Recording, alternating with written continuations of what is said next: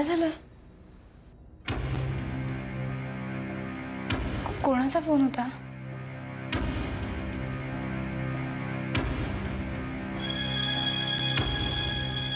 वाकणीसांचा phone होता. आता नवीनच एक अडचण.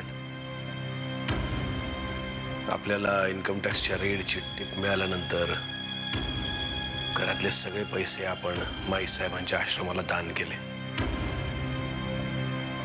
अर्थात ते मी माझ्या नावानं केलं नव्हतं, पण ह्या विषयीची थंबूत बातमी इन्कम टॅक्सवाल्यांपर्यंत पोहोचली. कोणीतरी सांगितलंय ते. उगीच सगळ्यांवर चिडचिड होतीये तुमची आणि तुमच्या लक्षात सुद्धा येत नाहीये.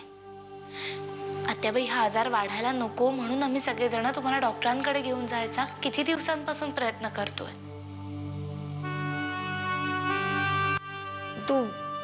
तू असा विचार करून बघ ना की तू पडल्यामुळे किंवा आणखी कुठल्या कारणामुळे जर फ्रॅक्चर झालं असतं तर तू अशीच थांबली असतीस घरी? नाही ना? ठीक आहे, येईन मी, पण फक्त एकदाच. हा,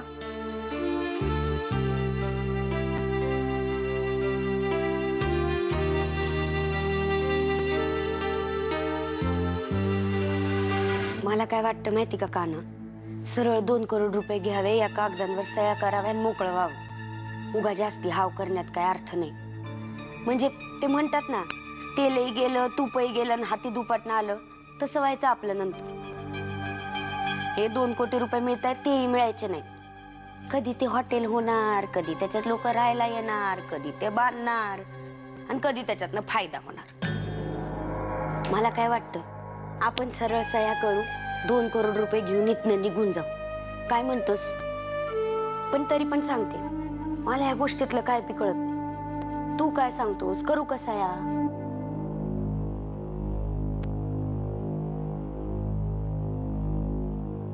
सुगंधी, तुला जर डोसका असेल ना तर या पेपरवर अजिबात सह्या करू नकोस. ती अहिल्याताई सांगते ना तेच बरोबर आहे. ही सोन्याचा अंड देणारी कोंबडी, तिला एवढ्यात कापण्यात काय अर्थ नाही. आत्याबाई, तुम्हाला काही झालं असेल तर औषधं देतील ना ते, आणि आपल्याला काही झालंय का नाही झालंय हे तिकडे गेल्याशिवाय कळणार आहे का? तपासल्याशिवाय कळणार आहे का? पण आता मी सांगते ना, तसं खरं गंभीर काही नाहीच आहे.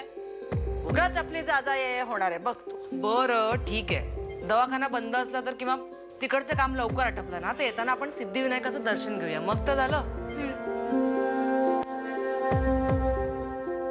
आता तुम्ही ठरवलंच आहे म्हणजे तुम्ही नेणारच मला, आणि माझ्या पायाने नाही आले तर उचलून सुद्धा न्याल मला.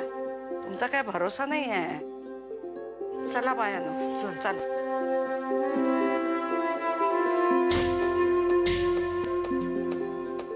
पांडुदादा, जी वहिनी साहेब. आम्ही आत्याबाईंना घेऊन दवाखान्यात चाललो. हा, हे आले आणि यांनी विचारलं तर यांच्या कानावर घाला. जी वहिनी साहेब. घरात लपवलेला पैसा हा कुठे गायब झाला? कुठल्या संस्थांना आणि कोणाच्या नावे इतक्या भरघोस देणग्या देण्यात आल्या? ही सगळी माहिती इन्कम टॅक्सच्या लोकांना कशी काय कळली? कोणीतरी निनावी टीप दिली म्हणे.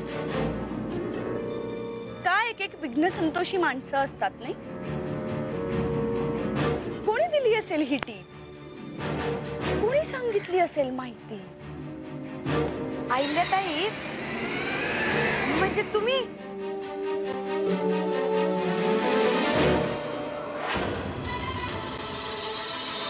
मानलं बरं का अहिल्याताई तुम्हाला. ते म्हणजे मी समजत होते ना त्याच्यापेक्षा जास्ती उद्योग करू शकता की तुम्ही. नरसिंह साहेबांना असाच धडा शिकवायला पाहिजे. आता बघूया स्वतःची कातडी वाचवायला काय करतात ते.